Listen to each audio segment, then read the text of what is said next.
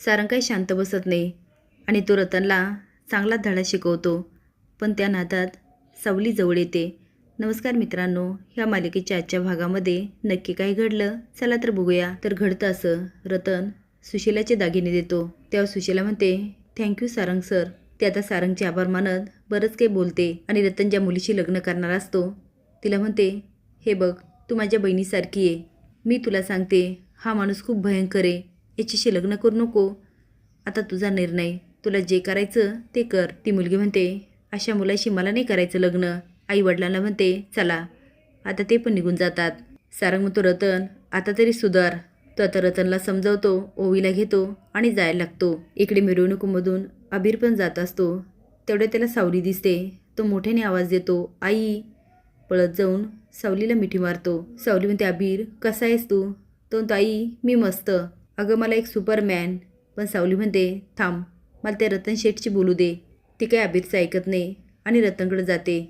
मोनिका राजकुमारला म्हणते जे काही काम करायचं ना ते आजच. राजकुमार म्हणतो तुला काय वाटतं आई तुझं ऐकेल? अजिबात नाही. ती म्हणते मला पण मोनिका म्हणतात. मी सारंगचा पत्ता कट करणार म्हणजे करणार. चला तर कामाला लागू. सारंग आणि ओवी जायला लागतात. ओवी म्हणते बाबा मला अबीरला थँक्यू म्हणायचे. अहो मला खूप भूक लागली होती, त्याने मला चिवडा आणि लाडू दिला, मग मी त्याला थँक्यू नको का म्हणायला? थांबा मी आली आ. सारंग म्हणतो ओवी पण ती काय ऐकत नाही. आता ती गेली म्हणून सारंग पण फोनवर बोलायला लागतो. ओवी रस्त्याच्या मध्ये उभी राहते आणि अबीरला शोधत असते. पण तेवढ्यात गाडी जोरात येत असते. आता गाडी तिला उडवणार तेवढ्यात सावली ओढून घेते आणि घाबरून ओवी तिला मिठी मारते. आता सावलीला खूप बरं वाटतं आणि तिच्या डोळ्यात पाणी येतं. हे सारंग बघतो तो ओवीने सावलीला मिठी मारलेली असते. सावली म्हणते बाळा तू बरी आहेस ना? आता सारंग जवळ यायला लागतो. पण तेवढ्यात अबीर ओरडतो आई, कारण तो चालता चालता खाली पडलेला असतो. आता सावली बघते आणि पळतच जाते. आता अबीरला उचलते आणि म्हणते बाळा तुला कुठं लागलं नाही ना? तो चेक करत म्हणतो अजिबात नाही, मला कुठेच लागले नाही. किती घाबरतीस तू?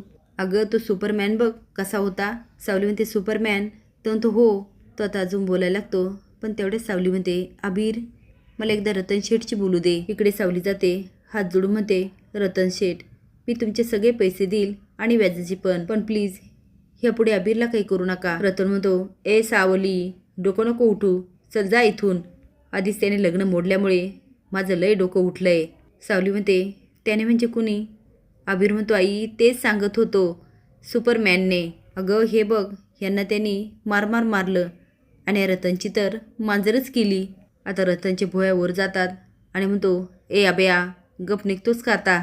सारंग म्हणतो ओवी सांगितलं होतं ना कुठे जाऊ नको म्हणून. ती बाबा मला थँक्यू म्हणायचं होतं ना, केला आता तो मुलगा. सारंग म्हणतो ठीक आहे चल आता. त्याच वेळेस सावली आणि अबीर पण बाहेर येतात आणि अबीरला ओवी आणि सारंग दिसतात. तो मोठ्याने म्हणतो आई ते बघ सुपरमॅन. आता सावली सारंगला पाठमोरी बघत असते. तो आता गाडीकडे जातो. सावलीला त्याचा चेहरा दिसणार एवढ्यात पोलिसाची गाडी उभी राहते. एक पोलीस उतरतो आणि सारंगला म्हणतो ए हिरो चल लॉकअपमध्ये. सारंग म्हणतो का? तो चोरी चाळ, तुझ्यावर चोरी चाळे. सारंग म्हणतो पण मी नाही केली चोरी. तो काय फरक पडणार आहे? सुशीला येते आणि म्हणते साहेब अहो आम्ही काहीच केलं नाही. अहो तो रतन फार भयंकर आहे. पोलीस म्हणतात चोरी केली ना, कुठे आहेत दागिने? चल दागिने घेऊन ये. आता सुशीला सारंगकडे बघते. सारंग खुणवतो देऊन टाक. सुशीला दागिने घेऊन येते आणि पोलिसांकडे देते. तो सारंगला म्हणतो चल चावी दे गाडीची. आता सारंग गुपचूप देऊन टाकतो. इन्स्पेक्टर म्हणतो चल बस गाडीत.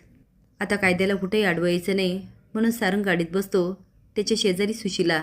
पण तेवढ्यात रतनचा माणूस येतो आणि इन्स्पेक्टर त्याला गाडीची चावी देतो. आता सारंग म्हणतो साहेब हे तुम्ही बरं नाही केलं. तो इन्स्पेक्टर म्हणतो ए मी काय करायचं काय नाही हे तुम्हाला नाही सांगायचं. तू बेळगावात आहेस आणि मी जे म्हणाल ना तेच इथं घडतं. आणि म्हणतो ए रतन शेठला सांग काम झालंय, हप्ता पाठव. आता एका सुनसान ठिकाणी जातात आणि गाडी थांबवतात. आता इन्स्पेक्टर सुशीला सारंग आणि ओवीला उतरतात. ते आता घेऊन जायला लागतात. सारंग म्हणतो इन्स्पेक्टर इकडं कुठे जंगलात घेऊन चाललात? इन्स्पेक्टर म्हणतात तुला काय वाटलं तुझं एन्काउंटर करणार? आणि हसायला लागतो. सारंग म्हणतो अहो हे काय बोलताय, विचार तरी करा. इथं छोटी मुलगी आहे, एक बाई आहे. तेवढ्याच सारंगची गाडी येते. इन्स्पेक्टर म्हणतात हो ना, मुलीचा आणि बाईचा जीव वाचवायचा असेल तर गाडी घे आणि चल निघ. सारंग म्हणतो, साहेब तुम्ही चुकीचं वागतायत. तो म्हणतो, मला नाही सांगायचं, चल निघ. आता अबीर सावलीला सांगायला लागतो, आई तू सुपरमॅन यांना खूप मारलं. हे ऐकल्यानंतर सावलीला सारंग आठवायला लागतो. त्याने तिच्यासाठी अशीच फायटिंग केलेली असते.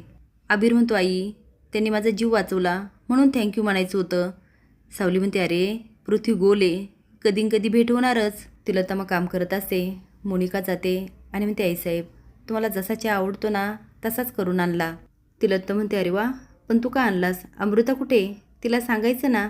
मोनिका म्हणते, अमृताताई आराम करतायत, दिवसभर खूप कामं असतात ना, थकतात बिचाऱ्या. तिलोत्तमा म्हणते, खरंच तुझ्यासारखी सून मला मिळाली, मी खूप भाग्यवान आहे. मोनिका म्हणते, हो पण घरात तसं कुठं वाटतं. तिलोत्तमा म्हणते, का तुला कोणी काही बोललं आहे का? ती म्हणते, तुमचा मुलगा माझं ऐकतच नाही. आता तिलोत्तमा गोड हसून म्हणते, अगं राजकुमार तर कायम तुझ्या मागे पुढे करत असतो आणि तू का म्हणतेस ऐकत नाही म्हणून? तेवढ्यात राजकुमार येतो. तिलोत्तमा म्हणते, काय रे राजकुमार, मोनिकाचं का ऐकत नाही? तो म्हणतो, आई तू पण ऐकू नको आ, हिची मागणी बघ काय आहे. तिलोत्तमा म्हणते, काय मागणार? बोल, तुला काय हवं आहे मी देते. मोनिका म्हणते, मला शुभ्रासाठी काहीतरी करायचं. ती म्हणते, अरे वा, मग छानच आहे, काय करायचं तुला? राजकुमार म्हणतो, आई हिचं म्हणणं आहे की सनस्क्रीनला शुभ्राचं नाव द्यायचं, शुभ्रा सनस्क्रीन.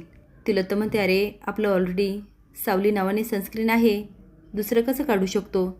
आणि ते सनस्क्रीन मार्केटमध्ये चांगलं चालतं. राजकुमार म्हणतो, तेच हिला सांगतो, पण हिचं म्हणणं आहे सावली सनस्क्रीन हटवायचं आणि शुभ्रा सनस्क्रीन मार्केटमध्ये लॉन्च करायचं. आता मात्र तिलोत्तमा चांगलीच भडकते आणि म्हणते, तुम्ही काय बोलताय ते कळतंय ना तुम्हाला? अरे मार्केटमध्ये सावली सनस्क्रीनने चांगला धमाका केला, एवढी वर्ष झाले नंबर 1वर ते पायरवून आहे आणि तुमचं काय म्हणणं आहे ते मार्केटमधून हटवायचं? डोक्यावर पडलात का? आता राजकुमार मोनिकाकडे बघायला लागतो आणि तिलोत्तमा खूप रागाने बघत असते. पण सारंग काही शांत बसणाऱ्यातला नसतो. त्याला पोलिसांचा खूप राग येतो. आता इन्स्पेक्टर रतनच्या माणसाकडं दागिने देऊन टाकतात. आता पुढील भागात बघूया की ओवी सावलीला कशी भेटते. असेच नवीन अपडेट जाण्यासाठी लाईक आणि सबस्क्राईब करा. धन्यवाद.